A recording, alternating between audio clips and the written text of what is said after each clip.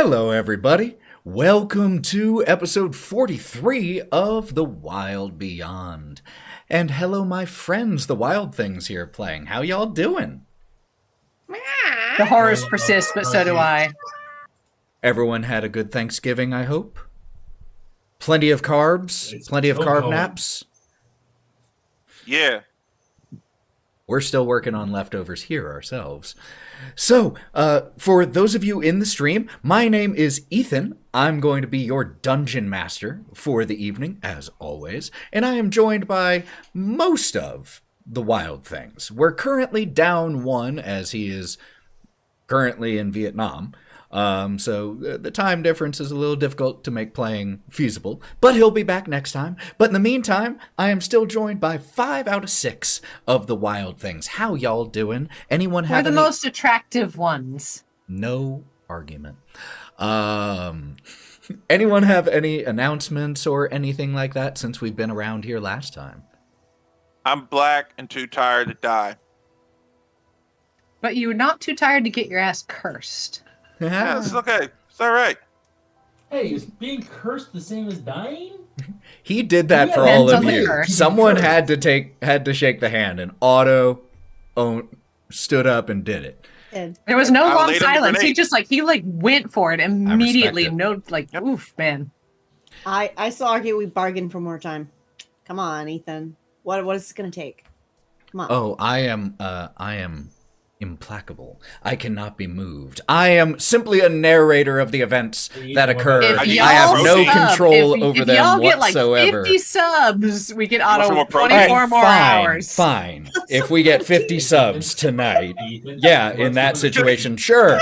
Otto can have another day. Yeah. $250 PayPal directly into your account. Get your friends, kids.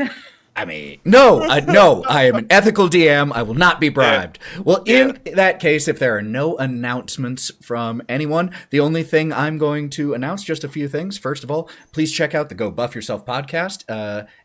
The 16th session of this campaign just dropped on there. So if you joined... The one where we screwed ourselves over. If you joined late... in the campaign, that is, you can start listening to the early episodes and the early days of the Wylde Things. For this stream, just so you know, it, like essentially every TTRPG stream I run, is 18 plus because of language or content, out of and in-game legal drug use, all those things. So it's not for kids. At least it's not for me to say that it's for kids. What you do with your kids, that's up to you. So, with all of that said, I think we should just go ahead, get ready to jump on in, run that intro, and play the 43rd session of this campaign, friends. Crazy. I'm so...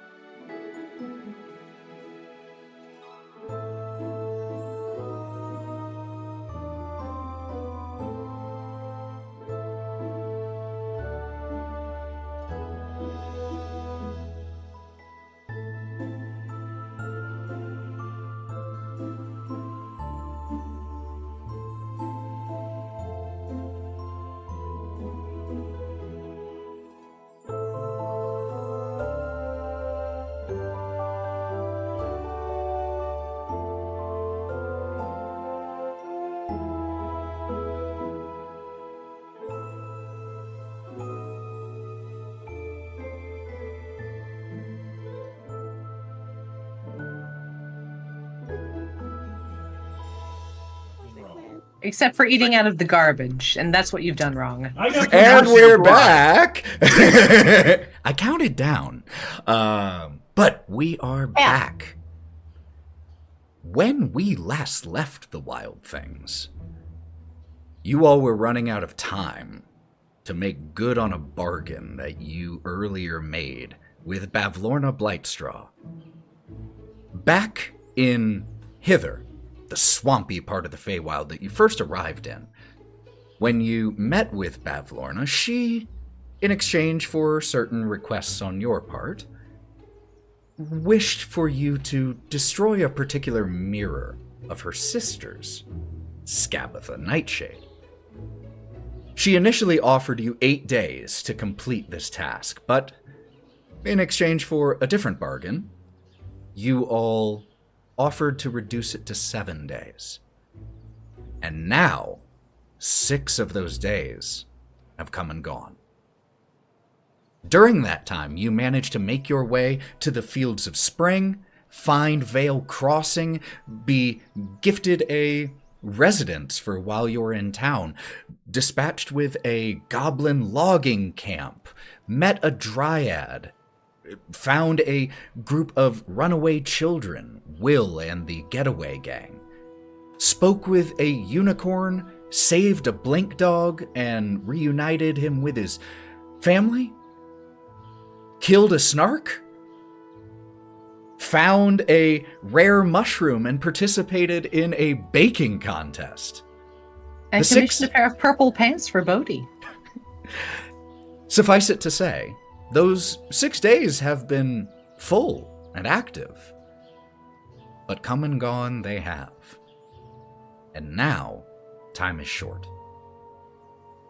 When we last left, you all were still in your abode, Thistlehold. And it's there that we left you, having taken a long rest, gotten to make a semblance of a plan, and as we pick up the next day, are there any final preparations you all have to make before you leave Vale Crossing? I saw Otto's hand, then Melon's, then Wraught's. Otto is going to leave with his bush son, Gideon. Yes, that's another thing that has happened. Yeah, I have a son. You have an awakened shrub. Bodhi has a talking sword. So much has happened in these 6 days. Yeah. While everyone's kind of getting out, grab whatever little bit of like similar sitcom lifestyle. Grab whatever piece of breakfast is done and leave the house. Okay. Because Otto needs to get transportation, preferably a wagon and a couple of horses. Okay. Because we have to transport the kids. And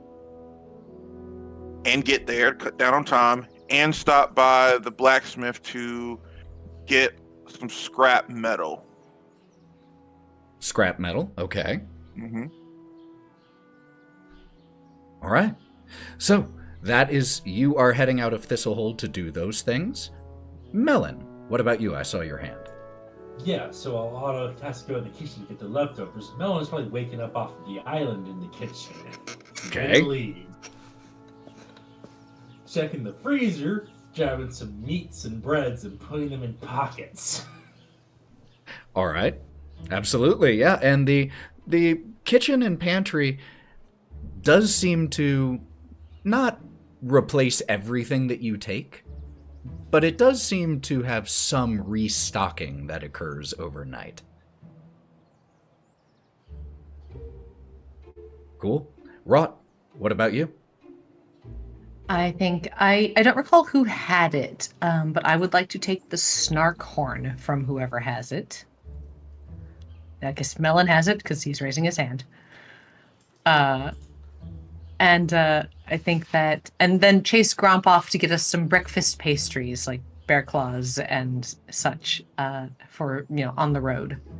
Got it. So and then food and all that. Exactly. Yeah. So breakfast around the road, and then she's going to wait in the front room by the cold fire coals for the rest of everyone to stir. Got it. Kai? I will go with Gromp because he wants to say bye to Ilsa. Okay. Just to, I don't HRP, it's just to wish her the best and hopefully to see her, later on as she's baking for royalty. Okay. And Bodhi, is there anything you need to do before heading off? I will definitely visit the kitchen again. Oh, this is fun. You can. Can you take that toy from Odin, please? Yep. Editing that is going to be insane. Yep. No. Leave it in. I got it. I'll get that. Yep. I'll just journal in the kitchen. And I'll he's going to open up all the cabinets to see what all he's got. He's going to try to put together what he thinks is a recipe. Okay. So, yeah, Kieren? Sorry, one more thing. I'm just gonna stop by the blacksmith and buy a couple more knives. Okay, yeah, no problem. Just normal knives. No need to RP that. However many knives you want to buy, just go ahead and deduct. Let me just triple check the price here at the shop. 2 gold piece. 2 gold per dagger. As many as you want, you can do. No problem. Otto, the scrap metal, depending on how much you want, he'll give it to you for a silver, 5 silver for 10 pounds. I need enough to do that and then buy some extra arrows. Arrows? Okay, no problem. Okay, And come scrap on. metal. You're not going to make the arrows free. No, he knows what I'm doing. He knows what I'm doing. Is there a particular type that you're going for here, or just standard Shredding. arrows? Shredding? Yep. Okay, let me pull up the prices of those. I'll get back to you on the price of those. Oh, here it is.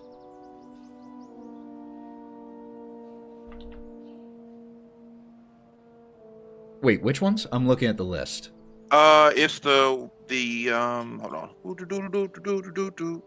Because I pulled it up. I wrote it down, but not in this one. The broadheads. Oh, okay, yeah, no problem. Yeah. For 20 of those, it is...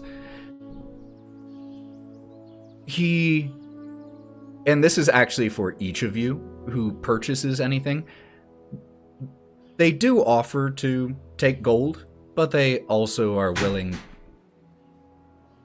But they are also willing to exchange bargains instead.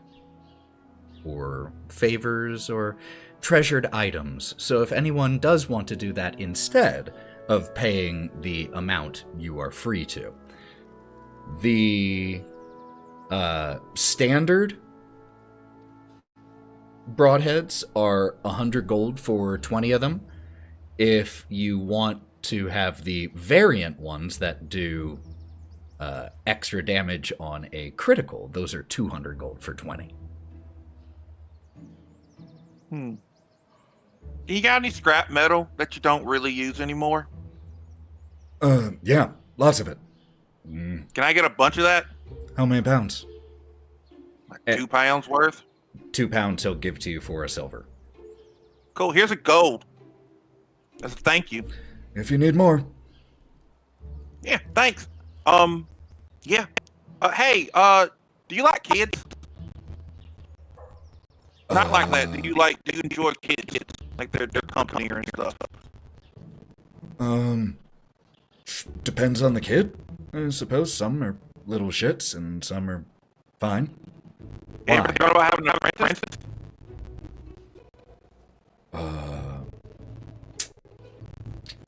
Sure. Is there somewhere particular? It's just kind of a Well, random question. Sorry. You're not part of the question. We're gonna go save a bunch of kids that have been captive, and we're gonna bring them back here. And I am hoping that we can find them home. And you seem like a really nice guy. You've been helping a lot, and I paid attention. And I feel like you could probably use and gestures around the shop someone to help you. With the gesture, he looks a little Not a bad way. affronted, a little offended at first, where he's like, hey. And then after a second, fair enough. Well, I hadn't really considered it, but if the opportunity's there, I could always use a capable set of hands, I suppose. And that's the beginning thanks. of child labor, then. As long as you treat him right and give him a good home, that's all that really matters. And he, of course, assures you that he would. All right. Bye. All right. the rest of Gromp and Kieren, we do see the two of you head to the enchanted oven to say your farewells to Ilsa. When you get there, the shop is fairly packed up. She's made some good progress in a little bit with her dough flubbers helping her out. The ones that she still has around since gifting you that whisk. We have one of those, right? Well, you have the whisk that summons it, yeah. She gifted it to you. And she's in the process of packing things up when you get there. Is there anything in particular that you want to say, or is this just a quick little, we see the farewells happen? I think we can just kind of like understand. Okay. I've had enough RP moments with her that it's like, okay, we can move on just for the sake of Sarah's sanity. A little kiss occurs, yes. It's however you want to play sweet. it out. So then we see from the outside, we see like Gromp standing outside of the enchanted oven.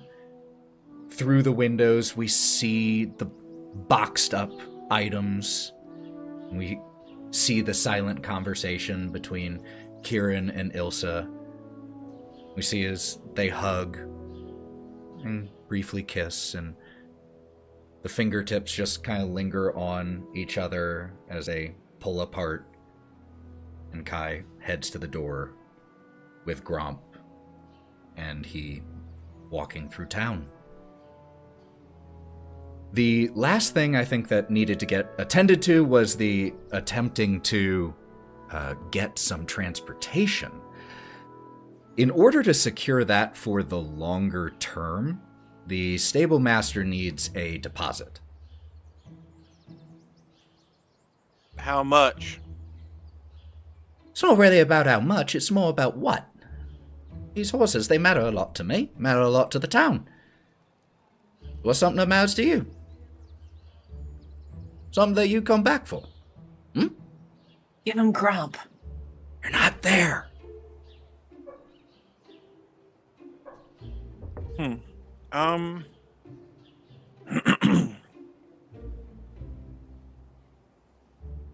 Well, I can give me 1 second. And Otto just starts rummaging through his bags.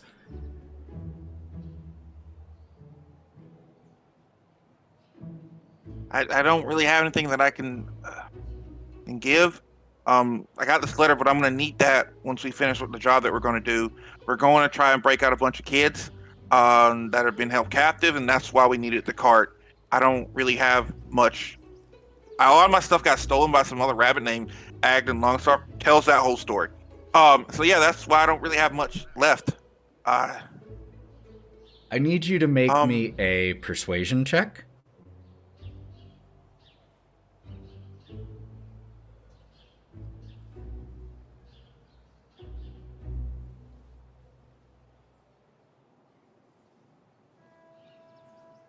$18. 18. Yeah, you know, I understand and I sympathize with it, but rule of reciprocity is very important around these parts. Alright, maybe not something that, like, is your whole heart's desire, but maybe still something personal?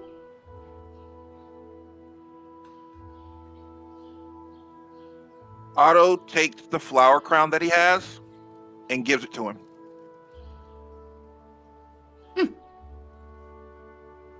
Tucks it away, and that'll be good for one of the horses.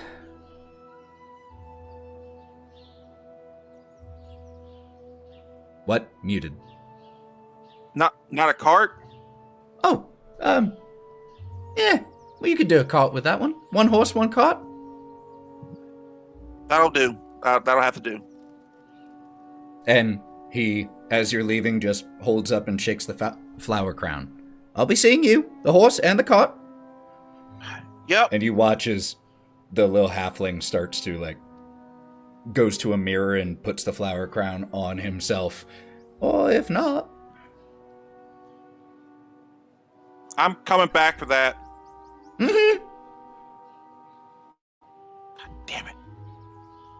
For the kids. All right. So is that all the pre-leaving Vale Crossing things that people needed to do?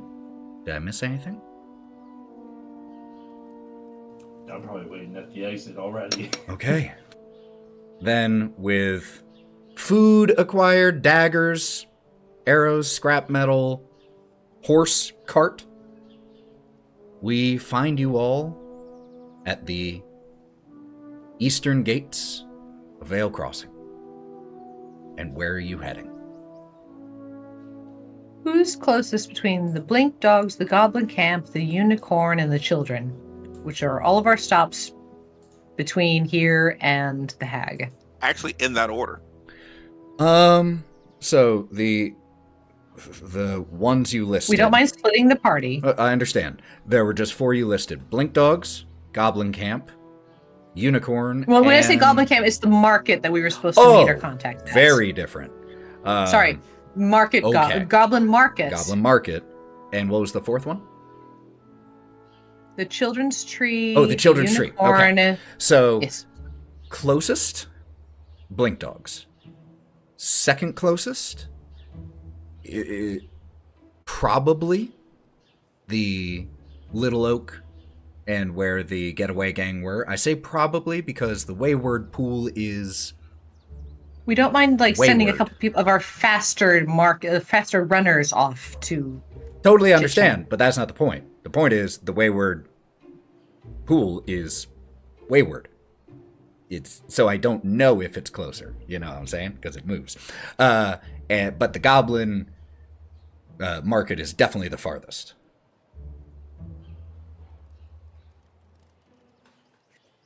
Well, shall we go talk to some dogs? Who's driving this horse? Gromp. No, Melon, you put that paw down. Horses don't like you. Yeah, that's right, they don't. Who has land vehicle proficiency? Have we ever used that before? Are there Porsches in this verse? It's our Porsche horse. Porsche. Otto? Otto. I actually do have land vehicles. What? in My tool set. Oh, Bodhi drives! What it says. Everybody else is Turn passenger on the princess. wheel! Tinkers, tools, and vehicles. Land. Yeah. Somehow. All right. Cool. Otto's gonna work on getting the horse together, and setting it up because I don't know how to do that. And just looks when you ask that. Does anybody know how to drive? Anybody want to drive?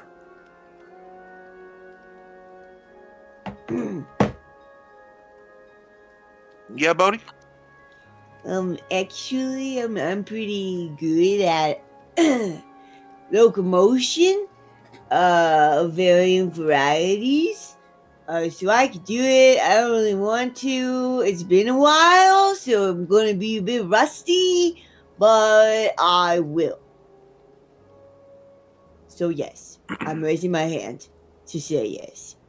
All right. Well, I have faith in you. So here you go.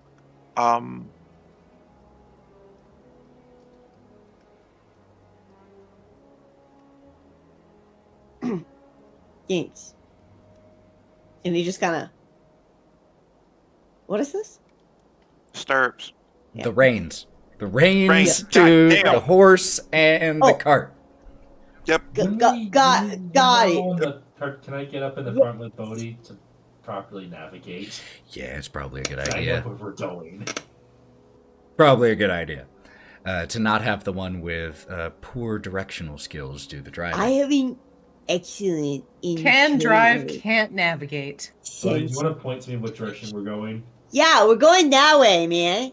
Can I just take his arm and move it to the correct direction? Yep. That doesn't feel right, but okay. This highway.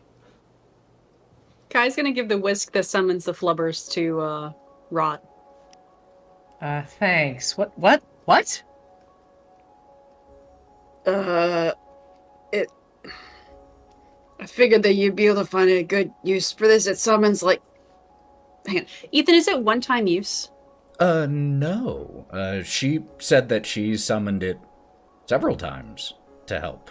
And it's not like once a day kind of thing? Because I don't, like, is it an actual item in D&D Beyond? Oh, no, it's definitely not a D&D Beyond How many item. flower blobs can I summon? If it's only once a day, I'm not going to try it. But if I can do it multiple times a day, I'm going to show Wraught that it summons doe flubbers. It is once per day. Okay. It can summon little doe people, I guess? Little helpers. So, I don't really need them. I feel like I would step on them right now, so this might be best to go with you. Enjoy. So you're saying I can make little blobs who do what I say? I think only one, but maybe. Yes. But granted, they're like uncooked bread. They're dough. I can work with this. I feel like I would name them Flubber if that was a thing, or a movie with Robin Williams, but that doesn't exist in this universe, so we're just gonna go with little doughboys. I met a wizard named that. Bobbin Williams. No. This is great, because I just gave Melon a flamethrower, and you've given me a whisk that summons blobs. We're gonna wreck this hag's day. What have I done?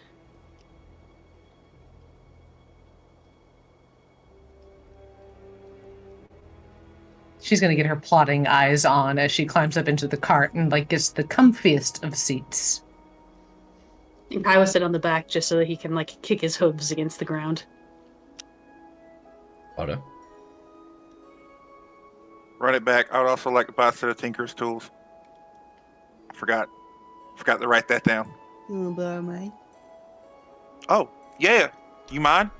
No, I'm not using them. Kind of Okay. like I wasn't using my vehicle land until just recently. So if I need it back, will you give it to me? Yeah, of course. Sweet, we're borrowing. That's nice. That's a nice Yeah. thing, you guys. If we're Thanks. borrowing, what else does everybody else have? I got 2 silver. Rage. Oh, we know. Trust me. So as you all That's start right. heading out from Vale Crossing, just asking again, where are you going? You'll eventually dogs have first. to answer me. I think this is the third time this Blink session. dogs first. Okay. Yeah, I thought we'd established that by the blink dogs being the closest No, thing. you never said it. So I didn't know. You told us what the order was. We're working in the order. I told you I told you how close things were. You didn't tell me what you We were did lock doing. it in. We did lock it in. I don't choose what order how you about this? go. Let's all go to the blink dogs, and because the kids are kind of further out and the unicorn's kind of further out, we may split the party at that point. All right.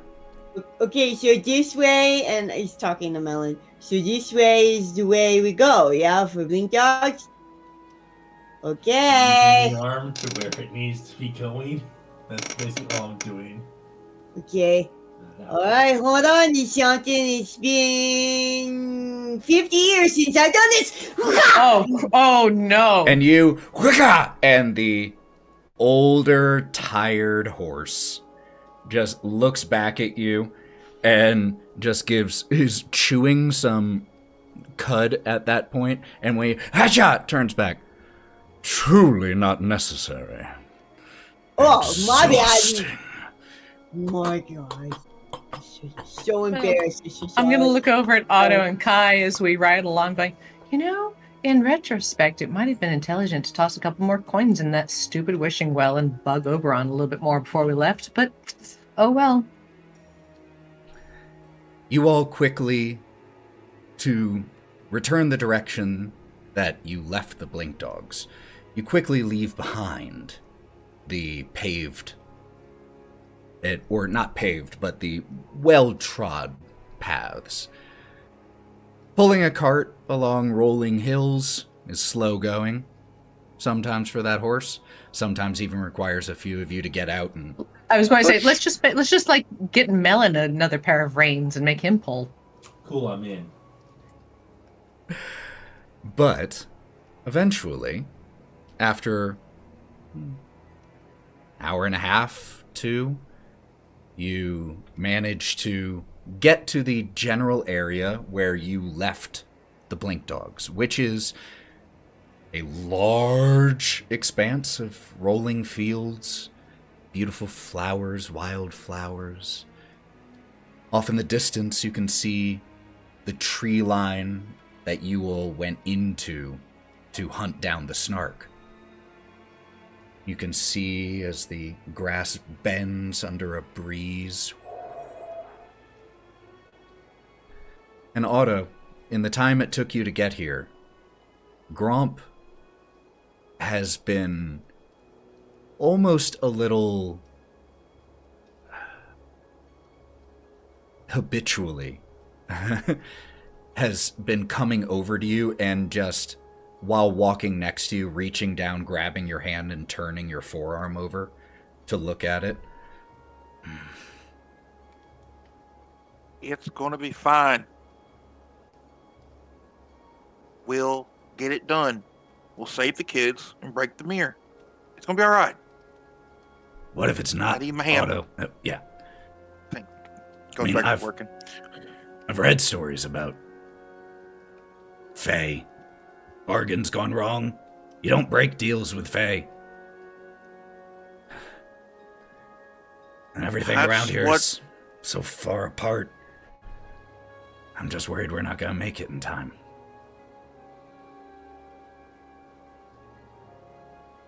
What if...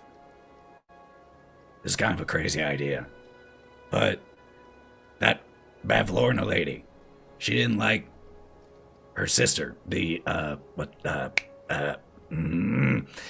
Scabatha. She clearly didn't like Scabatha and thought that Scabatha didn't like her, right? So... Yeah? Maybe if we tell Scabatha what Bavlorna wanted, maybe she could break the curse out of you being thankful for you not doing it, and maybe that'd be... I don't know. Alright, so it's... Alright, it's not a bad idea, but here's the thing. Siblings, if they got beef with one another, sometimes it doesn't really matter if you say things. If you try to if this one doesn't like it, you try to get on their good side, it still doesn't really matter because you still want something in return to breaking the curse that she set on me. And we're still going to have to help one of the hags. See? Well, if we're gonna have to help one of them, we don't need anything more from Bavlorna. We need something from Scabatha. Right? Yeah, we're taking her child labor kids from her. Well, that's what we're doing. But I mean, like the stone, the recipe. So that's something that we need from her. We don't need anything from Bavlorna.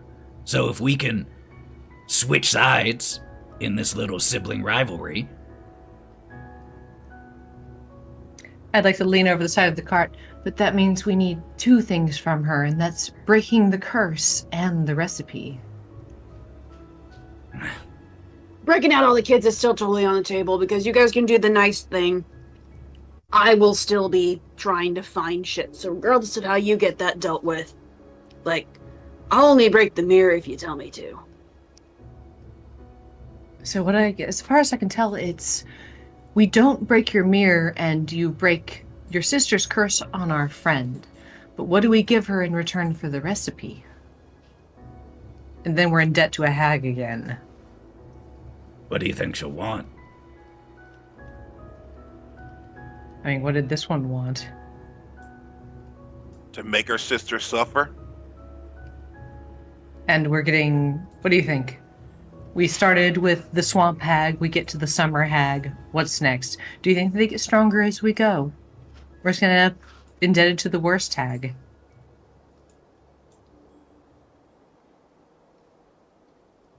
Well...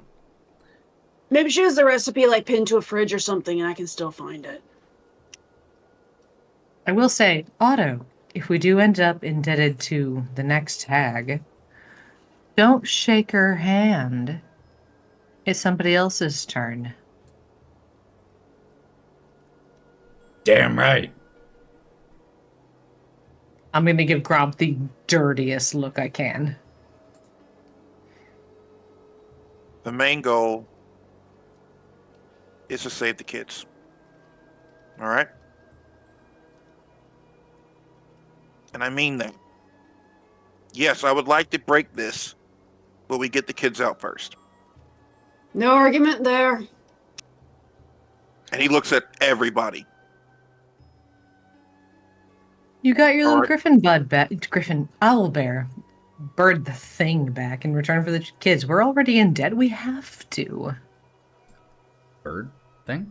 Owlbear? The owlbear. No, the Displacer. Star. little child. Yes, Star. I Star. remember the name.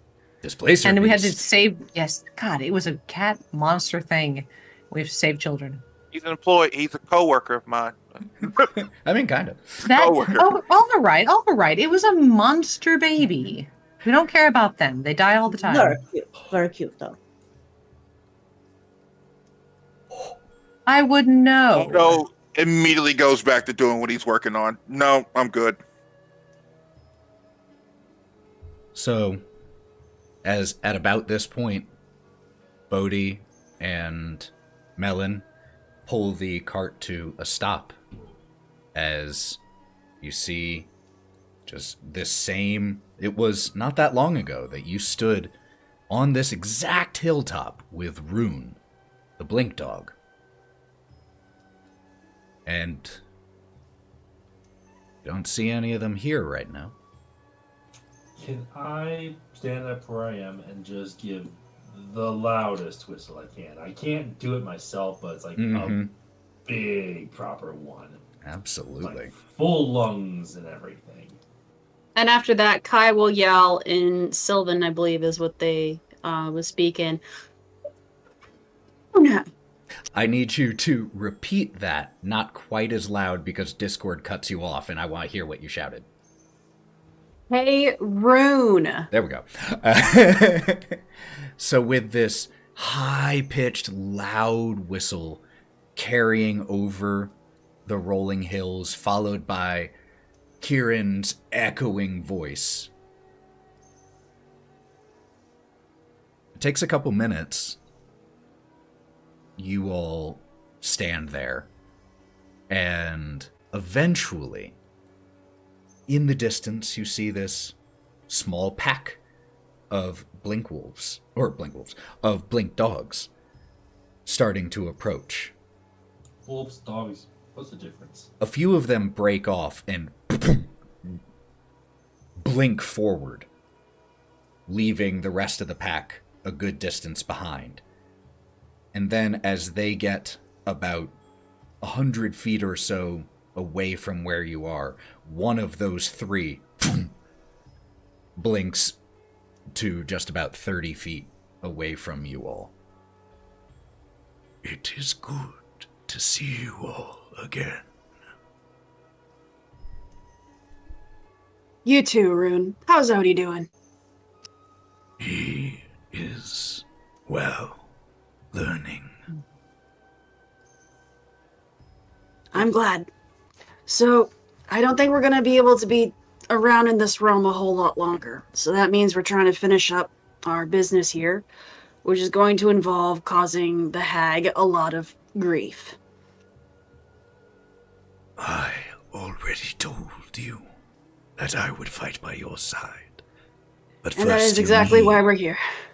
What is your plan then?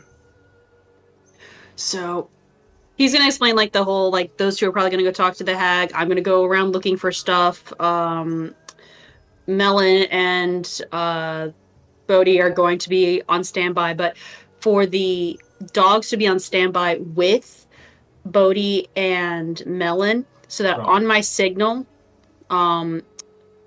like a 3-tone high-pitched whistle, which he demonstrates, to cause as much chaos in the surrounding area as possible without getting caught. Don't put themselves in danger per se, but just try to draw people away from the hag's facility.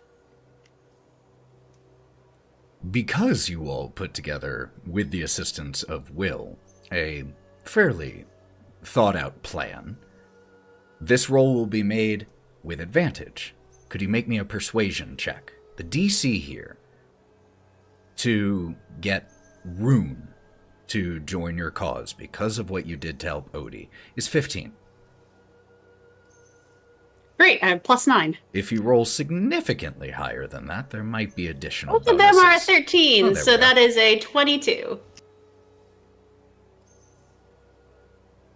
Looks at the 2 blink dogs behind him and then just is next to them. They spend a little time conversing. Rune pops up where he was. I will fight with you, but I cannot risk my pack. That's fair. We'll take all the help we can get. I am ready now, if you are. Hop on up. I will Or walk to the side. walk. And just starts padding along. And while this conversation has been happening, Gideon, the awakened bush, has come up next to you, Otto. I like his voice. What if I were to start doing that voice too? What about this? Is it better or worse than the one I was doing? I like the way your voice sounds. His tone is completely different when he talks to Gideon. No, it's fine. I like your voice it was beforehand. It's very pleasing. All right. Just going with the first one that I landed on. I'm sure I could do better. There are a lot of like. Did you like the grout? And he just starts going through more of the voices that he's been practicing. And just a reminder, he is in shorts and an I Heart Veil Crossing shirt. Yep. Shorts. Well, they're not. Shorts. They're not. No, Oh, fight me. They hang very low. They are not jean shorts. Denim hasn't been invented. Yes. Can I lean Wow. over the side of the cart and go, Gideon. Sorry, bombed a little. Can you talk to other said trees? it wrong. It's Gideon. You put a little in there. Sorry, that's a person with a stomach thing, not a bush thing. Oh, I'm sorry. I didn't mean to offend. I didn't know you had a It's stomach. Gideon, tiny bit of vomit. Can you talk to other plants, or do they have to be awakened? Switching voices. I'm not really sure. I haven't tried. I've been so excited to be able to talk to non-plants that I haven't even tried talking to plants. Hello, grass. No, Gideon. Ah! It worked! Did you hear? The grass can speak to me. I knew it. The bush just kind of lays down, and you just hear, hello, grass. I'm Gideon. What's your name? And then the cart starts to pull away, and he has to hurriedly catch up with the cart. Gaslighting inanimate, now conscious objects for fun and profit. That's what you are, Wraught. That's what you've become. Listen, we had a huge chat with this wonderful flower who told us about a bridge troll. And now a and- sword and a bush. Yeah. Gaslighting inanimate objects for fun and profit. I'm gonna take a nap. Listen, I need to get my kicks somewhere. So as you all pull away from here, Otto, Otto gets Gideon in his arms and holds him this way and does the meme of looks at Wraught. Don't do that. Don't talk to my son again. And I do puts himself beside this snake tongue thing, and I blow it at him as we pull the cart away. the grass stopped talking to me after a while. I think it probably just ran out of energy. I'm gonna teach you when people are just pulling your leg. All right. I think I have more roots. I don't know. Are these legs? They're tree legs, which are roots. That's What right. are legs? Is butt leg? What? Just sit beside me, and we can teach you about a lot of things, like sarcasm. And as we see Otto just glaring the word sarcasm, where are you all heading next? Let's split the party between the unicorns and the children.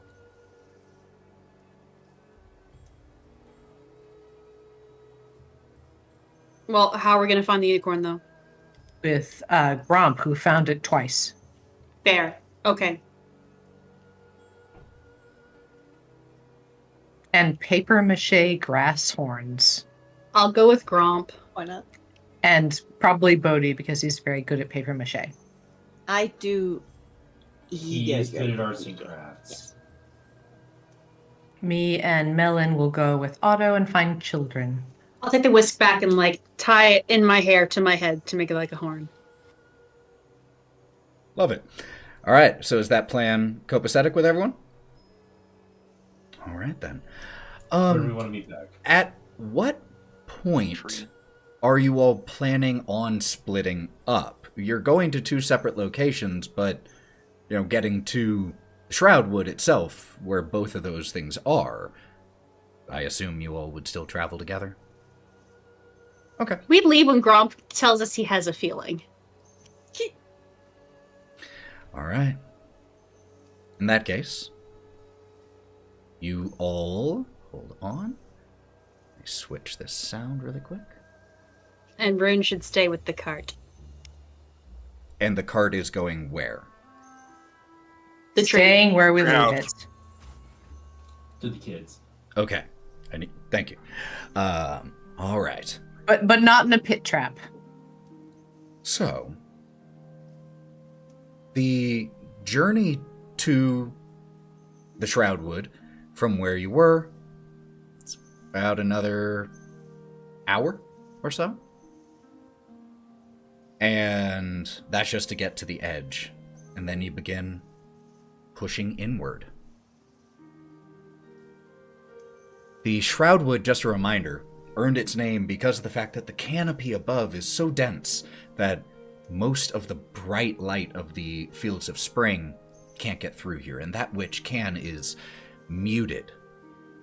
There are moats that float between the trees, and these trees, you can just feel how ancient they are as you walk through this space. In the distance, you can see large spider webs that span between 8 trees, a single web. Eventually, though, could I have everyone roll me perception checks? The thing I routinely roll 4s on. Yes, that one. 25. Not 1 plus 8, so still a 9. Okay. 24. Woo! Yes, finally I figured out what I- 17! 22. Woo! So we got 3 people in the 20s here? Ding! Okay. So then, as you're walking, the 3 of you spot a fairly well hidden, but not well enough, leg snare. And you immediately recognize the craftsmanship as that of the Getaway Gang. The fact that some of it is being held together with the equivalent of chewing gum kind of gives it away. But they are good at their traps. Can I just do another, just like a, hey, we're here whistle type thing? It's like the very stereotypical single hand whistle you think about. Sure, no And problem. if you do it, it would be so much more effective. I can't! Damn. Then, could you go ahead, really quick, Melon? Could you roll me a luck check here? So 2d20s, let me know which is the farthest from 10. 2. 2? Okay. Melon I falls in a got a pit 2 trap. and 12. You let out a loud, piercing whistle. And you wait a little bit. And eventually, you hear the sound of someone coming through the forest towards you. And as you, Melon, wave your hand that direction, there is a sound of part of a tree, like the... And you realize that whatever is approaching is a little bit bigger than child-sized. We're going to take a quick break, and we're going to come back with whatever this is. So I everyone, hope it's that nice dryad. go get your drinks, go do whatever you have to do. We'll be back in just about 5 minutes, y'all. Don't go anywhere.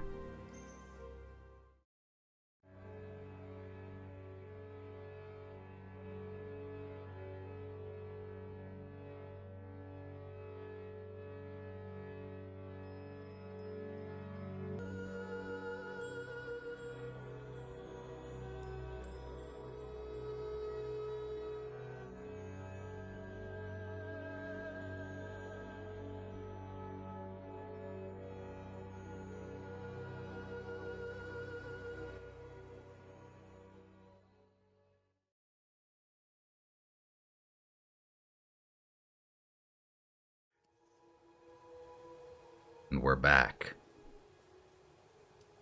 So, Melon, you let out this high-pitched whistle. It doesn't echo the same as it did just an hour ago, with how close the ancient trees in here are. But you do start to hear something getting closer. But then there's the snap of wood that just sounds too large to have been caused by a child walking. And as you raise your hand to wave, you hear that cracking sound. And I will say, Melon, you will be the one who notices it first, simply because you were the one whistling and looking. You see a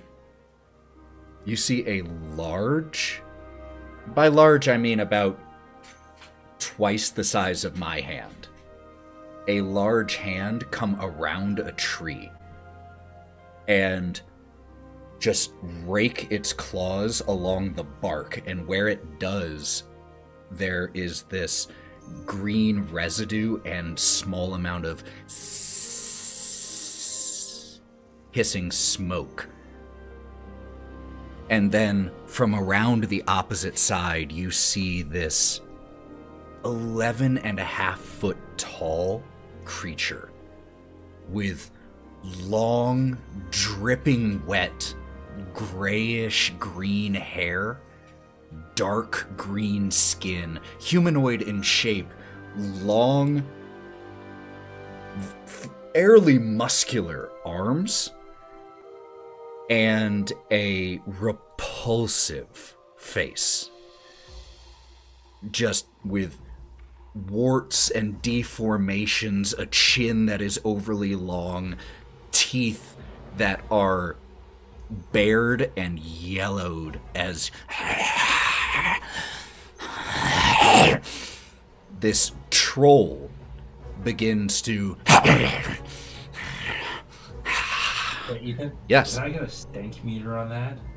I would say from this distance, probably about a 4 out of 10 on the stank meter. But much closer, it'll probably be worse. So as this troll fully reveals itself, could I please get everyone to roll me initiative? We have too much shit to do today. This is not in the fucking plans. Okay, at listen. all. No, listen. We can handle this in 4 to 6 rounds Sorry. with just 2 minutes. Yeah, fights don't really take that long in the real scheme of things in D&D. Yeah, I think it's more like turn conserve limits- your spell slots. Now that's Yeah. true. Yeah, an actual time limit. This is probably gonna take legitimately less than 2 minutes. Alright, got my dice out and ready.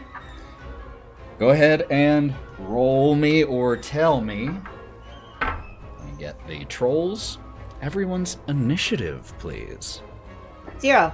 Really? Okay. I rolled a natural 1 and have a -1 to initiative. Why are you like this?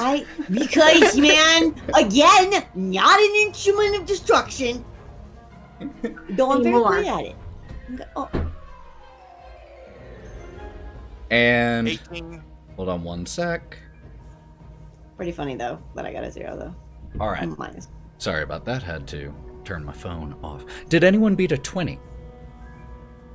Did anyone beat the 18 that Otto had? Alright. Anyone else above a 15? 16. 16 for Melon. Where are you, Wraught and Kai? 14. Oh, for some reason, I thought we'd already split up by now. Hang on. Oh no. We're all here. My initiative is actually 22. Whew! Okay, there we go. And got it. Okay, that will bring you up first, Kieren. It's been long enough since I've attacked anything that I'm trying to remember my rakish audacity aspect. Okay, so I can still get my sneak attack if I'm the only one within 5 feet of the enemy and no one else is. Correct. So I'm just going to run right up. And I think I have the 2-weapon fighting. Yep, I have 2-weapon fighting, so I'm going to use my dagger and my rapier. Okay. I'm gonna go rapier first. Roll me that to hit. Does a 13 hit? A 13 will not hit. Okay, so then the dagger, I'll go for the second one. 23. 23 will definitely hit. Alright, I'm gonna add the sneak attack damage to that, so base damage will be 8 base damage plus Okay.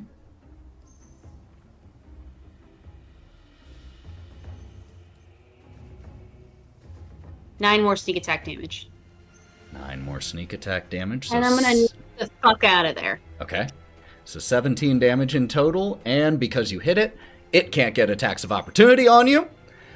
So you come in with your first attack with your rapier, which it just bats out of the way. But that leaves it open for you to get in close, and then duck back out. I'm just gonna do a sick backflip back towards the trees. Love it. Otto. We're gonna pop Hunter's Mark and attack. Because I could do 2 attacks now. So first attack. 12 plus 8 is 20. Whew, yeah, that'll hit. Cool.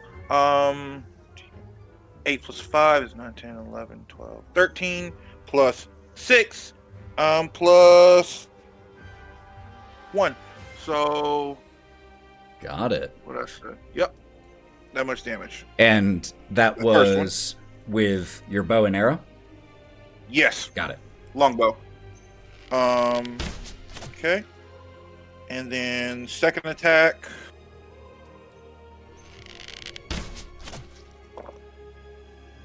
Ooh. 8, 9, 10, 11, 12, 13, 14, 15, 16. 16 to hit. 16 will hit. Damn. All right. It's not like it's wearing very heavy armor. In fact, it's not cool. wearing any. Okay. 10, 2, and 14 points of damage second time. 14. Woo, okay. Damn, y'all. Okay. I do not have time for this. Kieren and Otto get in here, start making some quick work of this troll. Melon, you are up. Cool, I'm probably gonna rush on in, but as I'm rushing on in, can I give out a holler? Like, hey Meadow Leaf, can we get a hand maybe? Okay. And then smack him with my hammer. Alright, roll to smack. 24. That will definitely hit. 7 points of smack. 7 smacking. Alright. Anything else? And I am just up there now, and that's it. Okay. Then that will bring Wraught up, as Melon is the only one currently in the face of this troll. I am going to look over at the troll and go, I don't have time for you, and mind sliver it. Ooh, okay. For an intelligence save of 14. That's not going to be its strong suit.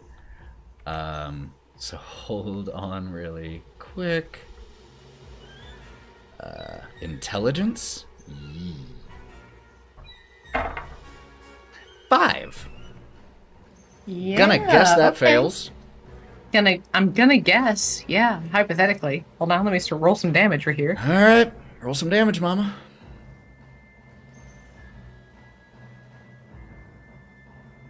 Ten psychic damage. And it subtracts 1d4 from its next saving throw. Okay. But that psychic damage comes in the form of I'm big, like she sends this like image of I'm the predator, you're the prey. Okay. Got it. Love it. This I'm bigger than you, pressure downwards as the psychic damage. Yeah, I absolutely love that.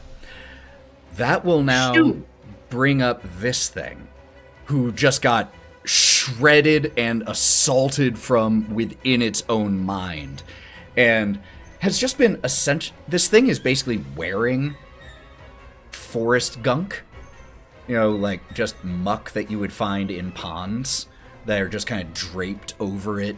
Its skin hangs loose from its long limbs, but as you watch, it stands and cracks its neck, and one of the arrows that was still embedded in it gets pushed out as the wound closes. And is going to, right now, attack Melon. Because Melon is close. Let's roll Looking for an 18. all 3 of these. Wow, I almost rolled the same on all the dice. You said an 18? Correct. So, the first attack misses you, as comes in to try to grab you and bite you, and just bites into your shoulder, your pauldron, isn't able to get any purchase. The next 2 rolls, one was a meet to beat, 17 on the die. The other was 23. So one of mine could be... I believe the 23 still hits. Okay. Then damage for these 2 claw attacks. First one is...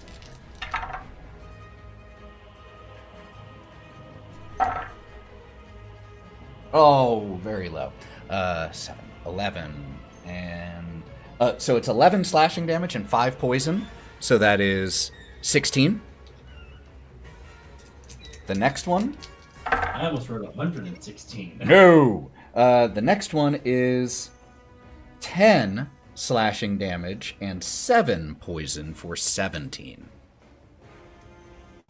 Excellent. Still alive. Still up. Not by a lot. I have a question. Yeah. So I have Sentinel. So I was wondering where I was in location. I mean, are you way far away haven't from you? moved Okay, into never mind it then. yet. Got it. The one Cool. thing I am also going to note... That's 5 feet, right? What? Sorry, I'm just okay. Go ahead. Sentinel, yes, is within 5 feet. Yeah. The other thing I am going to say is that Melon, when you came in and hit it, the blood that it spit up kind of, what's that word when it like becomes almost a vapor or a mist? Asthma? Aeration.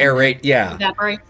So it just, as it spits it out, it just becomes this fine particle of mist, and as you inhale it, oh, that's max. That's an additional 12 poison damage. Bye. That one did it. Because that should have been done first. That should have happened on your turn.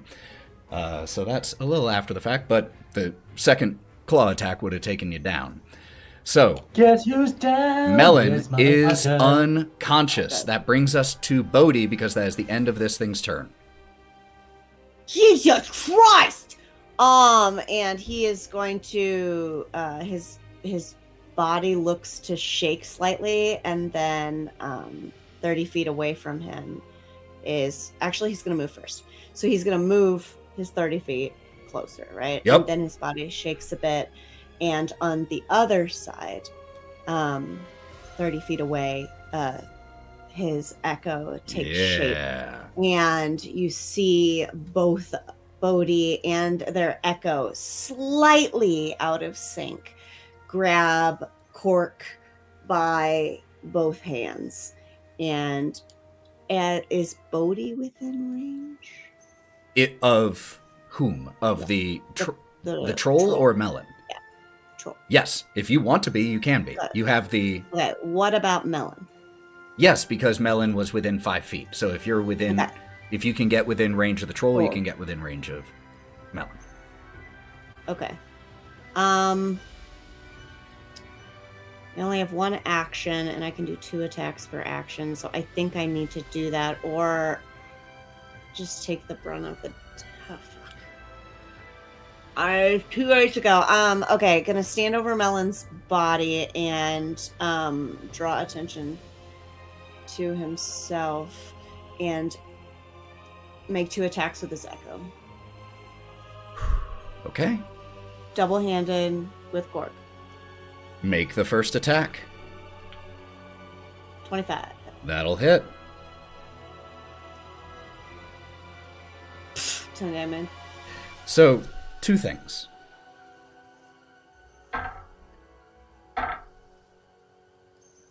One, I didn't like that. you run up and your echo appears behind the troll. You grab the troll's attention, which gives the echo the perfect opportunity to just come up behind and stab straight through the stomach. And as your echo even starts to lift the troll off the ground a little bit, it and just spits out the blood that was in its mouth. And you and Melon take 14 poison damage, which is 1 failed death save automatically for Melon. But as your echo pulls the sword back, the creature falls to the ground.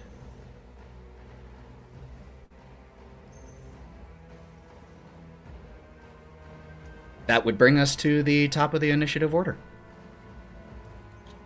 I'm gonna run over to Melon and give him my greater potion of healing. Okay, you pour this down Melon's throat, so go ahead and roll for that. But for now, as you are pouring that potion, the thing seems to be... 16 points for Melon. Okay, noted. But Otto, I see your hand. Where's Gromp? Gromp is cardboarded. Oh, I thought he was in this fight too. That's why I didn't roll for him. I got enough to do. That's fine. I just want to make sure. That's why I'm like, I got enough to do. like, One of your I'm 6 following players up, like, ain't wait a minute. here. He ain't here. Yeah. That's okay. I just want to make sure. I appreciate my it. brain. Wraught.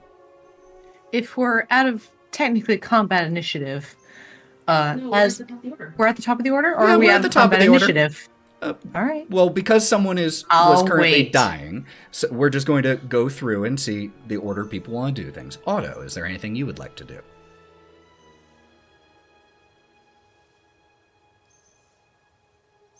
That thing's it's down, right? Yes, it is. Has a huge hole in its a stab wound in its torso, on the ground, bleeding.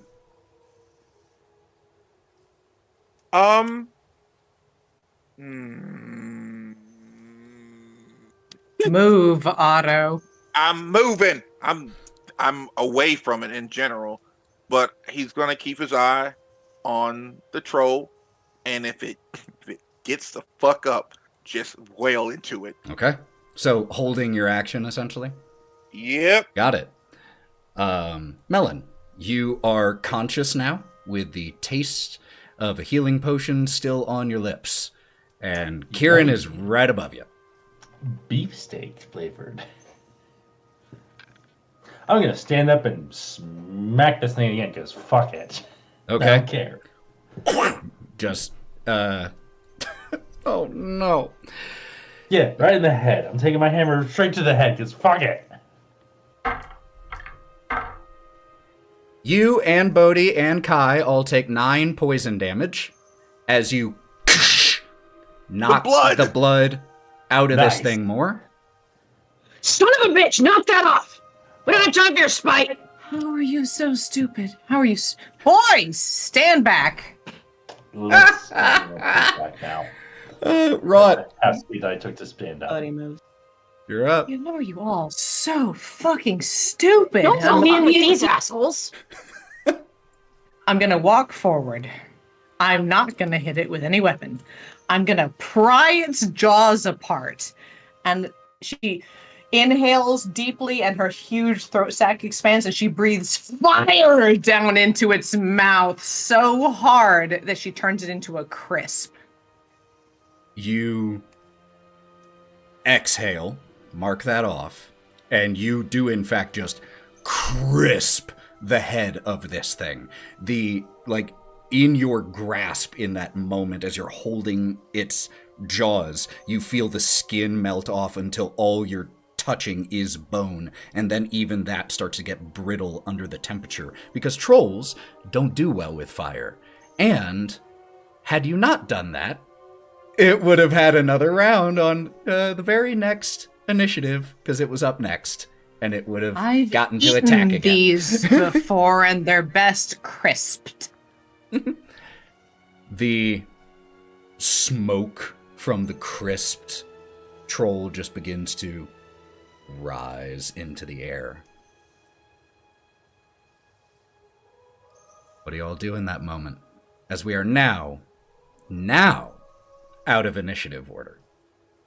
Gonna be a little bashful and just return to the cart. Oh. Rip out its canines. Quite easy to do at this point. I mean, it doesn't really have canines. They're all pretty much fangs. But yeah, you can spend some time getting some fangs. How many do you want to get? How long do you want to spend? No, just the two big Okay. ones. The 2 tusks, yeah, no problem. Mm-hmm. As this is happening, could all of you make me perception checks?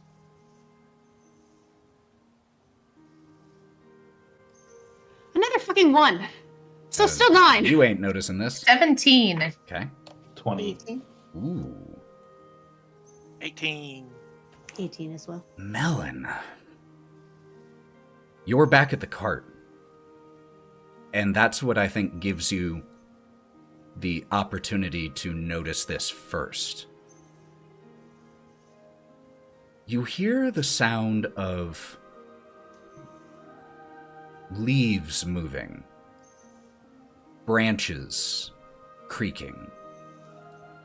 It sounds like something moving through the forest towards you, but moving with the forest instead of through it. You don't hear the snapping sounds of twigs. You just hear as they creak, as if through a very tightly located wind. I love the sound of that in the Force. It's so good. Mm-hmm. But you hear this, and with a 20, whatever is making that sound is definitely getting closer. I'll probably just move to like where, if it was like a tunnel, like I'd move to like intersect with it, just because like it's just nice. So you just move the direction that you hear it coming so that it would meet you first before any of the rest of them. Got it. The rest of you, what do you do in that? After the tusks have been acquired, what's the next move? School the boys on how to deal with trolls. That's a good lesson. I'm gonna be standing in front of them, shaking the fangs, going, "Stop it! They keep getting up. It's fire or nothing." Yeah, Good lord! All I got is a pointy stick. Why would you?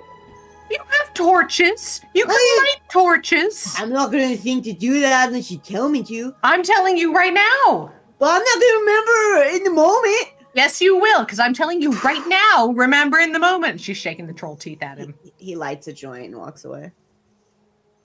Melon, you hear this conversation happening behind you. And you keep looking the direction of that sound. The Force is a bit more interesting right now. Oh, so you're more paying attention to the horse? I said the forest. Oh, the forest. Okay. Something comes into view. It's a very large plant that moves by extending long vines and limbs and pulling itself forward after wrapping the limbs and vines around nearby trees. Just... And when I say large, I mean this plant is probably about 15 feet tall.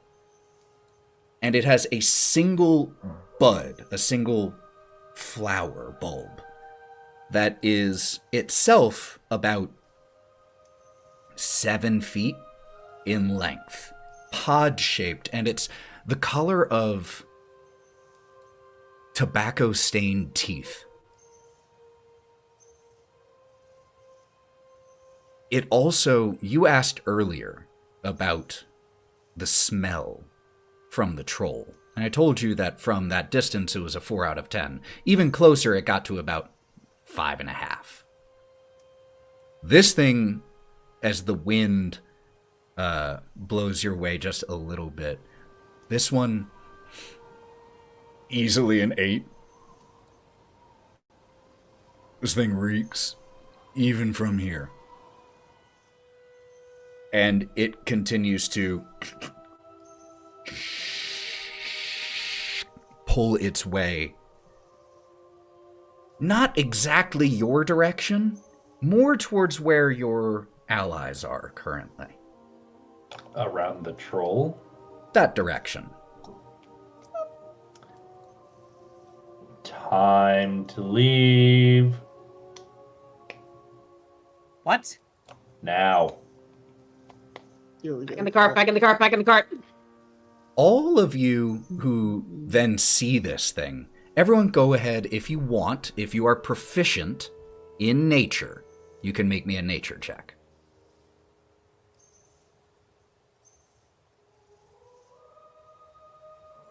Oh, 22. That's the nat 20. Okay, For a whatever. total of? 24. So 24 and 22 between Otto and Bodhi. You two recognize this species of fauna. It's called a corpse flower. And it is called that because of its predominant food source. It also, both of you beating a 22, would know that it has an interesting capacity to use corpses to benefit itself, even extending some of its semi-conscious state to those corpses for a short period of time. Oh, we need to fucking go now. Yeah. That's a corpse flower. Sure Oh, is. fuck, that's a corpse flower. Run Wait. now. Get in the cart. Beautiful. Oh, no. Yeah, you all get back to the horse, to the cart, and just start pushing. Hey, Ethan, actually, Yeah? before we fully leave, can I have them just kind of wait on the outskirts and I wait next to the troll body? So you let them leave and you Yeah. wait? Okay. Yeah, until it gets a little closer.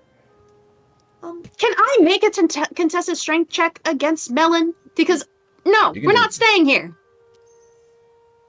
You start to pull him. We can role play it first. If you want to both do it through contested, we can do that, or we can just role play it I out. wanted to see if Where are you staying? if we could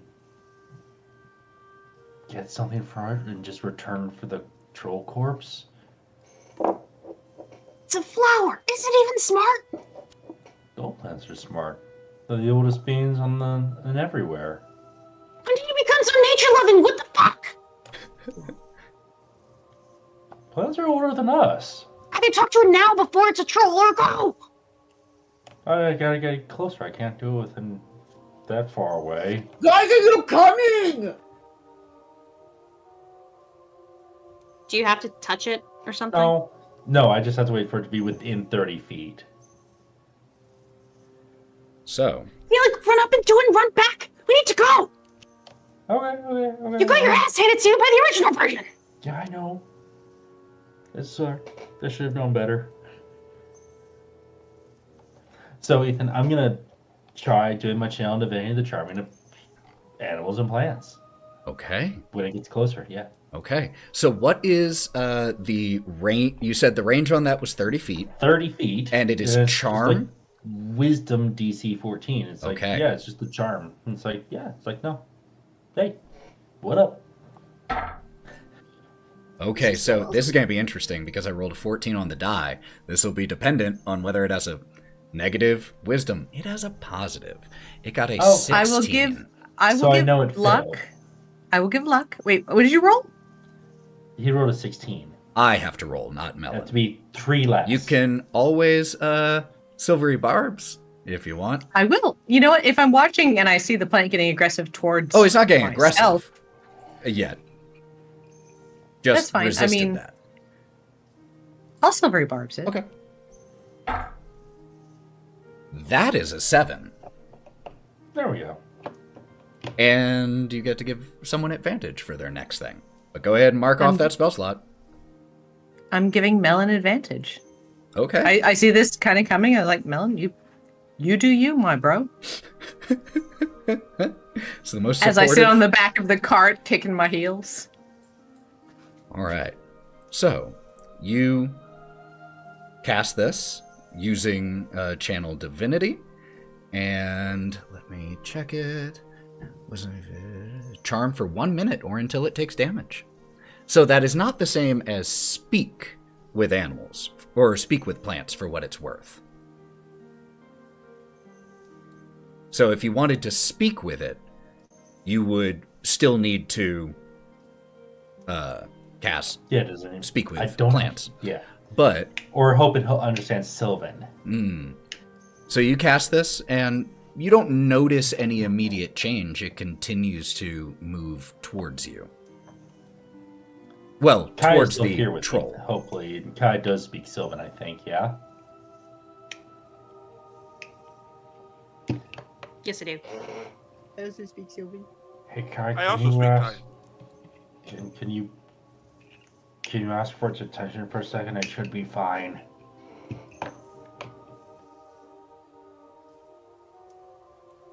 First you cover me in acid, now you're making me do this. You fucking owe me. Yeah, I owe Hey! you a number. Over here! More like we don't mean it harm and it can have this. It's like, I don't know, maybe blended it's our Let me strength. talk to you for a second. You shout, where are you Both. In relation to the troll. 20, 25 feet away. Not near enough to be hostile or anything. Got it. Are you 20 feet between the corpse flower and the troll, or letting the troll be between you and the flower? Okay. Probably off to the side. Like, if the flower's going towards the troll, we are perpendicular to it. Got it. So in that case, you shout, and the vine, or the tentacle-like vines of this thing immediately all whoosh, rear up like snakes getting ready to strike.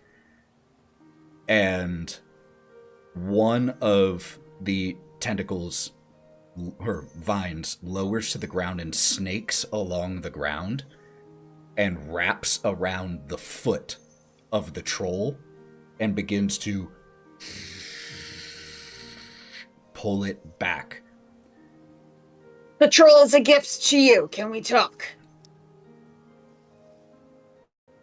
As you shout this, but don't seem to be interfering with it getting its prey, it doesn't really pay you much more mind, and as the troll body gets within 5 feet, the bloom, or the blossom, or the flower blooms, opens temporarily, and inside you see rows of dripping teeth. But you only see it for a second as around the troll, lifting the troll body and giving a few tossing it back to get the full corpse in there. Wow. And then, once... Man, remember when we could do that? Once the petals have closed once again, the teeth invisible, and all that lingers of its repulsive nature is that smell. It begins to move away from you all. You know what? That's good enough. Let's just go now. As it starts to move away, you all hear... one sec, let me find this. Here we go. As it starts to move away, you all hear from above you, "Woo! Good thing, too! Corpse flowers will mess you up." And you look up, and Will, his poofy curly hair, is just looking over. "Hey, I assume you're here looking for us? Come on, this way. Yeah. No traps this way." Oh, thank God. Okay, I was going to run after the corpse flower just a little bit, just so you can hear and go, "If you see Meadow Leaf, could you tell her to go find the people in the cart? We need her help." I remembered plant people. You shout this after the thing. And as you even just run the direction it moved, you get hit with the lingering smell of this thing, and it is like garbage left out in the sun for 20 days and then sprinkled with a healthy dose of vinegar on top of it. It is not awesome. The forbidden snack. Have fun with that, Melon. That actually made my stomach turn. God damn. I mean, well, if you'd gotten close enough to it, it's a Constitution saving throw or your stomach turns. It's that bad. But Will starts to lead a path just by how he's moving through the trees. Ah, my adopted children, my little shitbags, my tiniest little garbage people.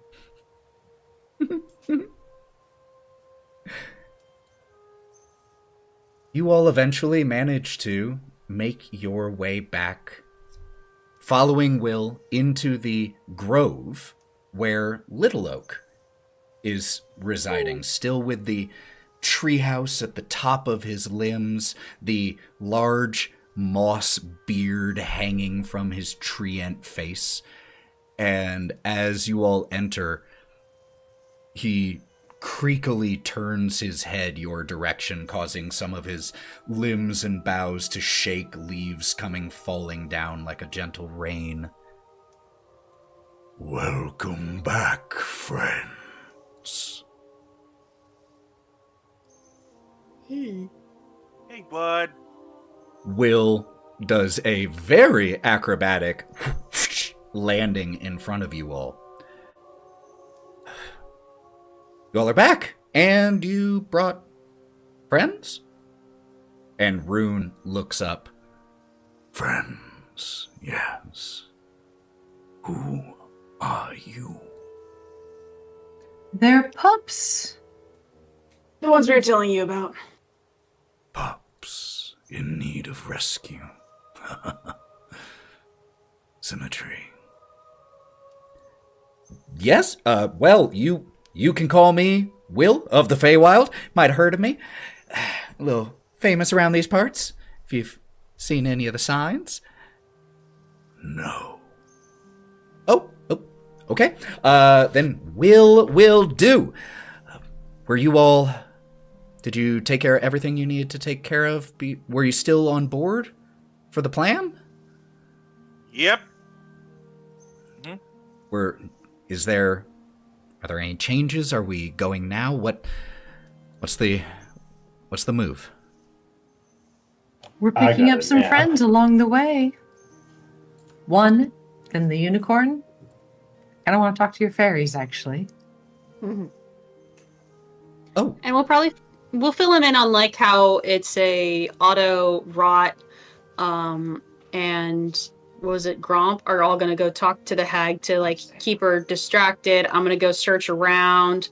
Melon and Bodhi are on standby with Rune, etc., possibly causing chaos, looking for kids, breaking mirrors, finding unicorns, etc. I'm gonna nap for as long as I can right now. All right. Can I talk to the fairies that live in the tree? Sure. Gonna as I think Kai is discussing the plan with the kids. I'm gonna see if I can tempt some little baby fairies away.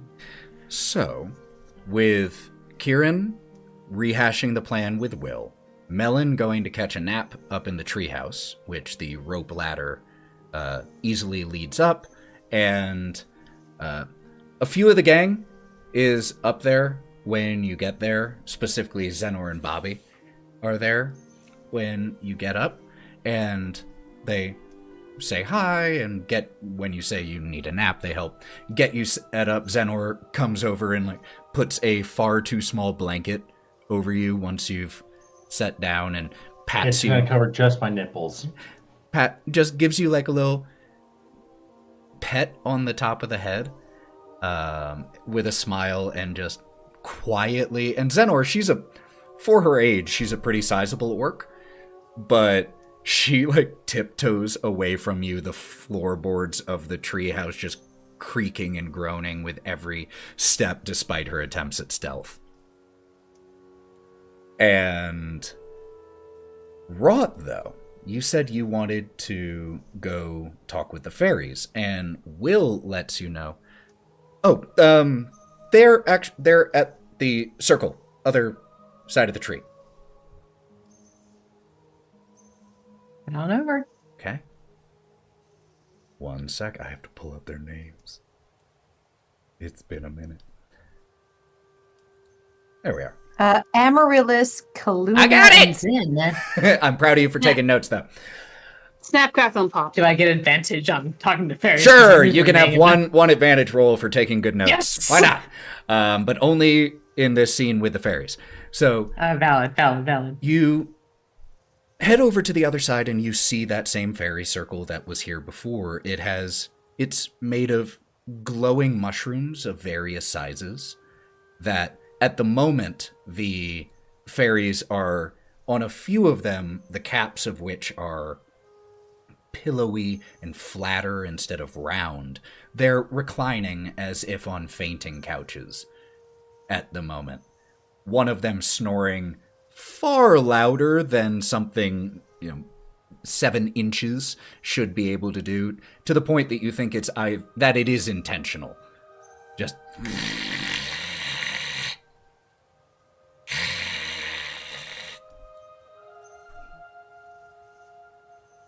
I'm gonna come up. I'm not gonna go in the circle. I'm gonna crouch down on my haunches outside the circle.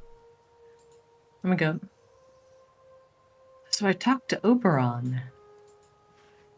the one who you are nearest to, Zin, cracks open their eye. Oh? What did he have to say? That if we don't band together, all is lost. Good advice. Did you do it? Working on it. You could help. Oh, could we? How? I don't know. How can you? Zin flies up a little bit as Amaryllis and Kalaluna have also both awakened and have rolled over. They're leaning on their elbows, chins on their fists, and just watching this. Zin flies up to your face height and then uses her wings just to stay perfectly stable, but looks like she's walking around your head while doing so. And what, out of absolute curiosity, could you possibly offer me, little old me, to help you? You like the kids? I can give you more kids. Or else, I mean, what do you... And she's going to, when she says, what do you... slither her tongue out in a vibratory fashion. Want? Could you do me a favor? Could you roll me a D100?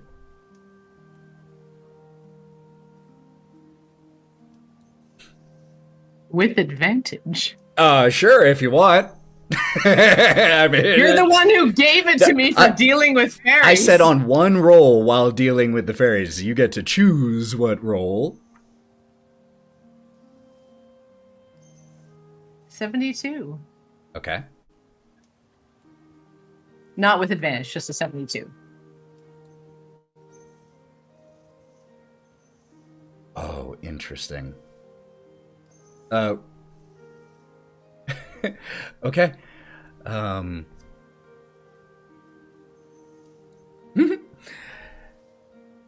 giggle makes me nervous. Sorry, there are a few funny options here, and so I'm trying to roll with it. Well, let's see. How about... Ooh. I could help you learn how to use those things a little bit better. And, like, pokes on your wings. But I already know how to use them, and she's going to snap it out really large and then use it to, like, make a tent around the fairy. All right. Fine. Don't want that one. I want help with the hag. That's a little outside of our area of expertise, regret to say. You're good at chaos. All I need is a little bit of that magic. Can't say I can help with that. I could, and lands on one of the mushrooms and, like, kicks the cap. I could show you how to use one of these. And what would that do for me? Let you get around a lot faster, if you know where another one is. You see, these fairy rings, they got a little trick to them. You can use them to travel to other ones, if you know how, and if you've been there before. But if you don't have anything to offer me, I guess you don't need that. And just goes into a reclining position while still flying.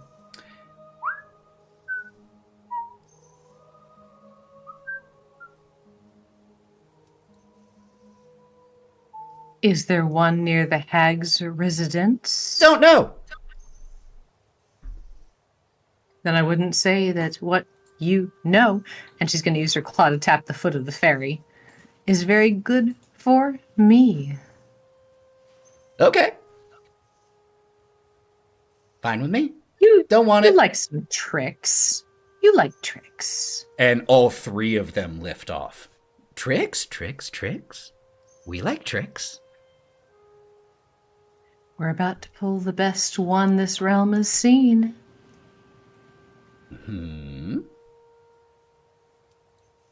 Making a bunch of children vanish. And you like those kids. We know you like those kids. It's why you hang out here.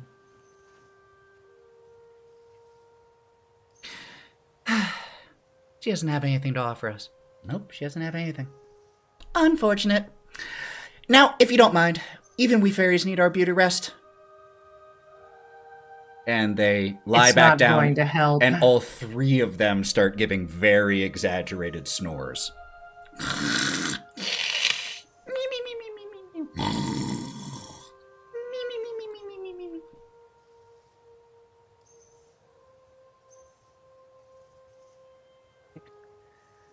How disappointing.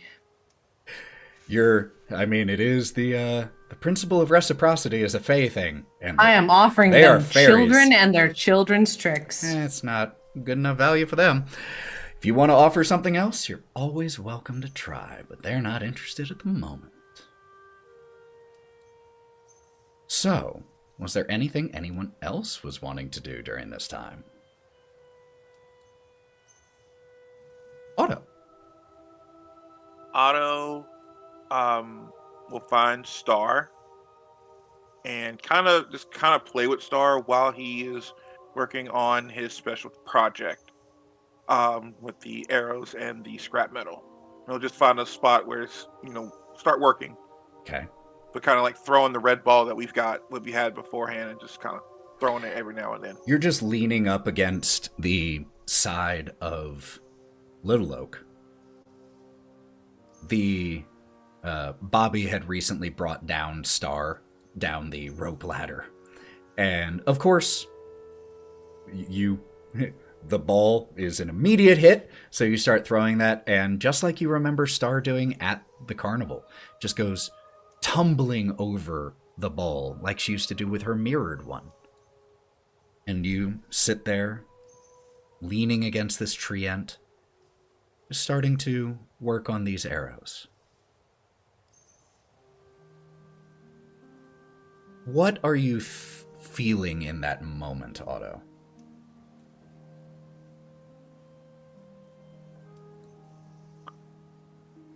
The carnival. Seeing Star run around like she did back then, and remembering what that halfling had asked about giving something personal away, and remembering that the letter is in his pocket, and kind of just thinking she's going to get this letter. Robin has to get this letter. I can't. She has to get this letter. And kind of helping ground Otto in this situation, knowing that, hey, whatever this curse doesn't matter per se, because the kids come first. But she has to get this letter no matter what. And his plan is to, when we do all this, is to send the letter back pinned to Star, so she can get it. Very cute. Kieren, you've been talking with Will, going over updates in the general plan, how Rune will be involved. And so at about this time, you and Will and Rune start walking towards Little Oak, where you see Otto leaned up against the treant, just working on something and playing with Star, the displacer beast. And I'm sitting on the other side.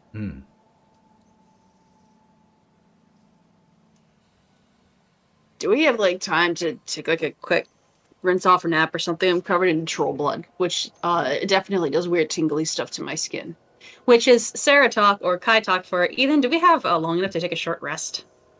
Well, that's a you question. That's not a me How long question. is a short rest? An hour. An hour? I think we might be able to spring an hour to not have those 9 points lost in whatever Melon has down. It's up to y'all. Is that the We all plan? good for a short rest if that's okay?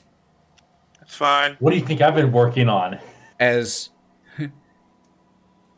Kai, as you come over to Bodhi and Otto with Will and mention taking just an hour or so here before getting ready. What if we talk to the unicorns while you guys rest? Oh, great idea. Those of you that aren't covered in troll blood can go find a unicorn. Will, do you know where to find the unicorn? He just kind of shrugs with his hands. Usually it's that way. She doesn't really... It's tough to find it, but if she wants you to find it, it'll be easier. So We'll bring Gromp. She likes him. you managed to find it before, so I have no doubt you'll be able to find it again, but just head out. Should be that way. Was last time we went. And Gromp says, "Thank gods. We can't just sit around here and do nothing. Come on, anyone who's coming to the pool, let's go. Let's make some good of this time." Follow the yellow brick road. So I think the three of us that got covered in troll blood is me, Bodhi, and Melon. So Guess who's at 7 hit points? So the three of you are staying and taking a short rest, while Otto and Wraught and Gromp get ready to head off. As you stand up, Otto, and the others start making ready, you hear rustling of leaves and the creaking of wood, and then just from above you and behind you, "Who were they? The one you are thinking of?"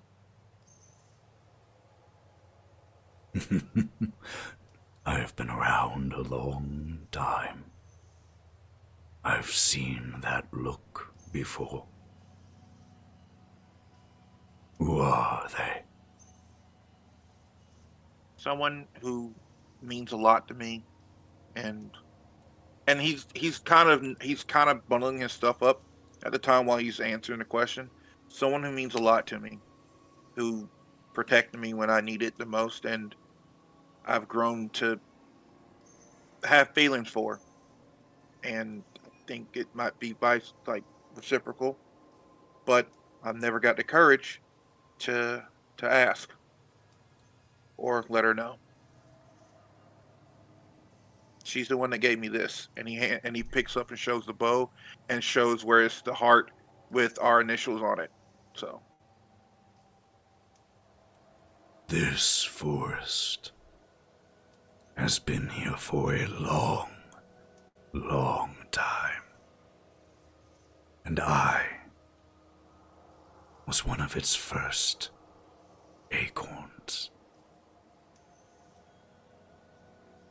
There used to be another oak here in this grove.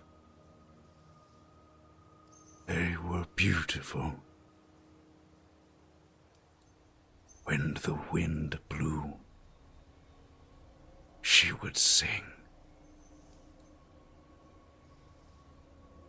Sometimes." And as Treebeard dips his head, the bottom of the moss beard almost touching the grass floor, "I think I can still hear her. If you get the chance to tell that person how beautiful they are to you, do not let it slip by."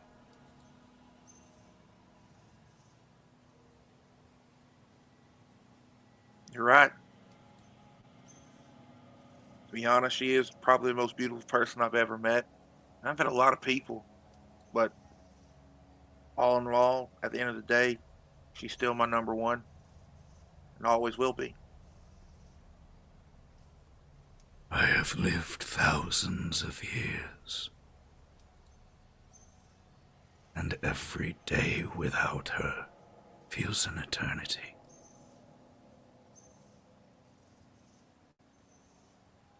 I'm sorry. And he shakes his large head, a process which, because of his great size, is as if through water. I did not mean to get wistful. No, it's fine, Treebeard. And he You said it first, not him. It's your fault, Ethan. Wait, what? You said tree Did I? You said it first, yeah. Oh, fucking hell. Oh, I have to go back and Oh, listen you to it. done That's fucked amazing. up. That's amazing. Fuck. Yeah. Fuck. Yeah. Little Oak. God damn it. Oh, Nope, yeah. it's Treebeard now. Nope. It's too late. God damn it. I was letting it ride. God damn it! I was You're letting like, it ride. ooh, I got that image in my head. God damn it. No, Little Oak. Little Oak. Little Oak. Little Oak. Here, hold on one sec so that I can copy and paste over me saying Treebeard. Little Oak. There we go. He means Treebeard. All right, so I apologize. Little Oak. And by the time that he says that, he packs everything up and puts his hand up against Little Oak and says, "It's all right. Your feelings are valid. You're real. And your love for this person is real too. And no one can ever take that from you." She Scabatha feels took it from me. Took her from me. What did she do?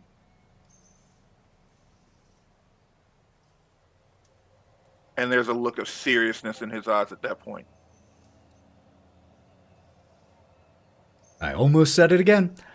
Little Oak lifts his head to the wind, catching the mossy beard as it blows. One day her song stopped, and I heard the screams as they sawed through her.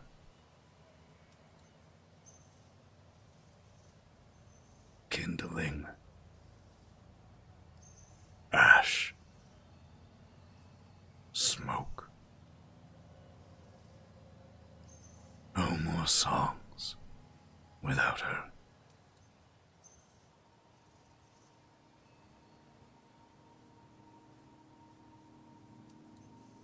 What was her name? What is her name? It would take too long to say her name. Was it Meadow Leaf?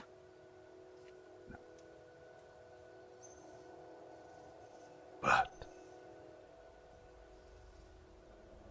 what is the name of the one you love?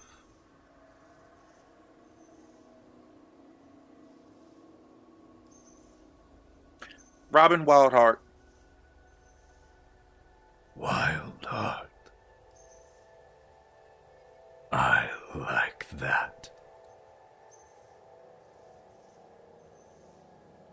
She's one of the bravest people I've ever met. She's not afraid of anything. Your friends are waiting for you. Thank you for listening to an old tree. I got big ears. That's what they're here for. And Otto will hug a part of Little Oak just to kind of, it's all right. We'll make it work. And if you're having trouble remembering her name where it takes a long time, sometimes it's great to give someone a nickname, a feeling that she made you feel. Maybe that'll help.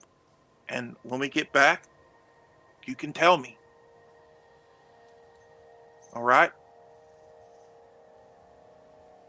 We see Bodhi and Wraught have readied themselves with their ready to put on unicorn costumes? Is there... And We're taking a page out of Bodhi's book, and we're just using paper mache grass horns now. Brilliant. All natural, baby. As Kieren and Melon start to get ready to take quick little rest, clean up, what do we see or hear from the three of you, Otto, Wraught, and Bodhi, before you leave this grove and start to try to find the wayward pool?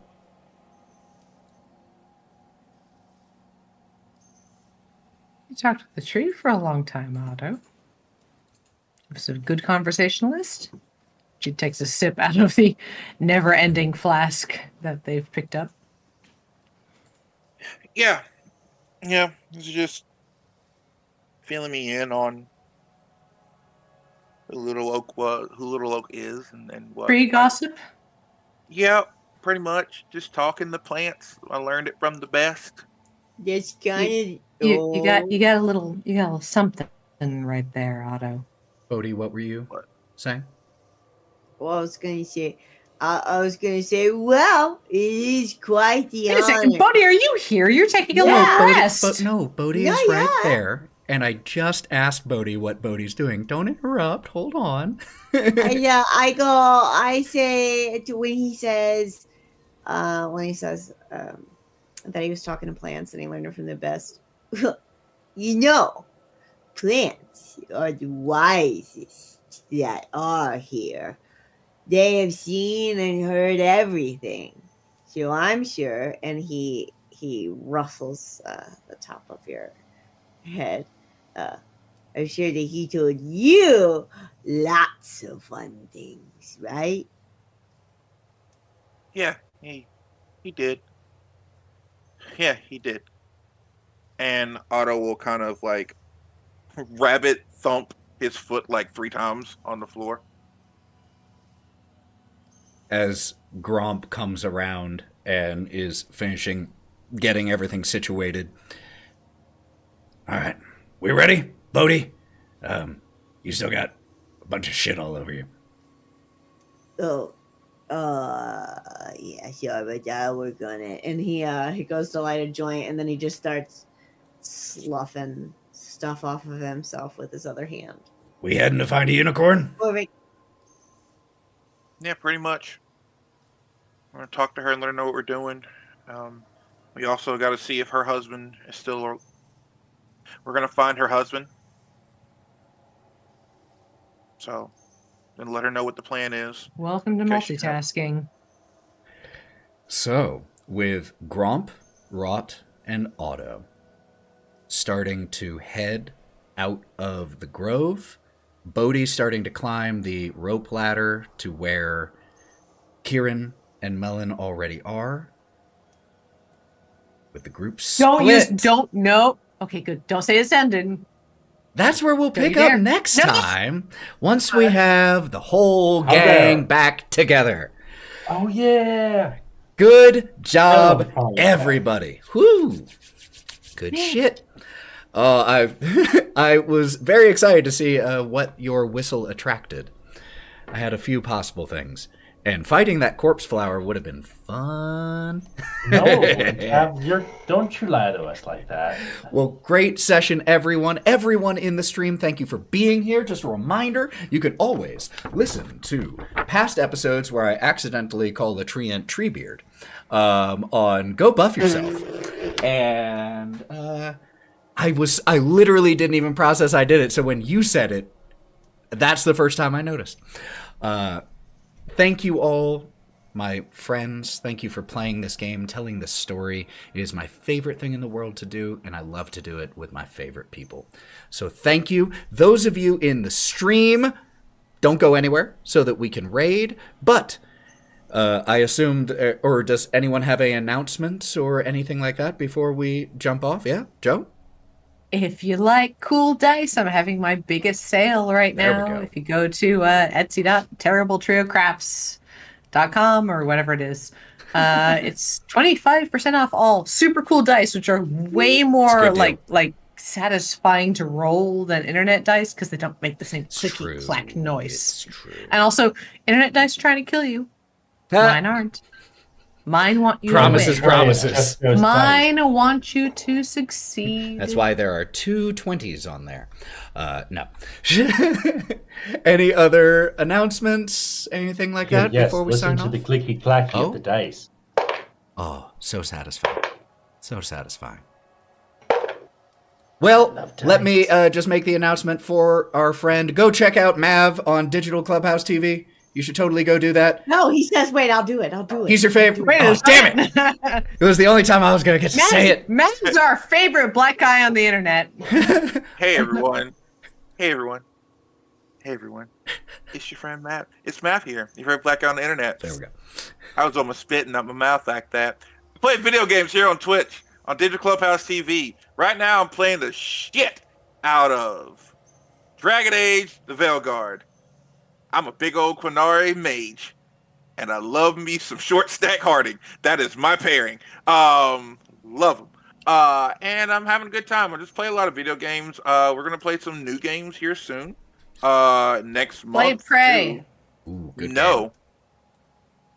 No, we don't play horror games outside of October. You won't get me to do that. We stand a good horror game. No. Yeah, next year, and for Shocktober 2025, we can probably play it then. There we go. But yeah, that's what I do.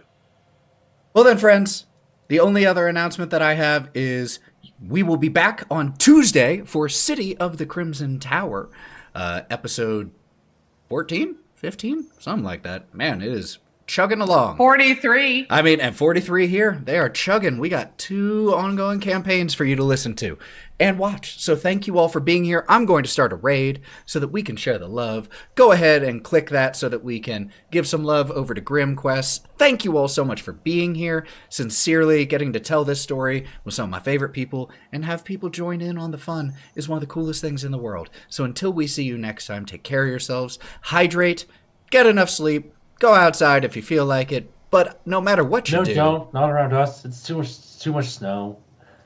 stay wild, friends. Bye, everybody.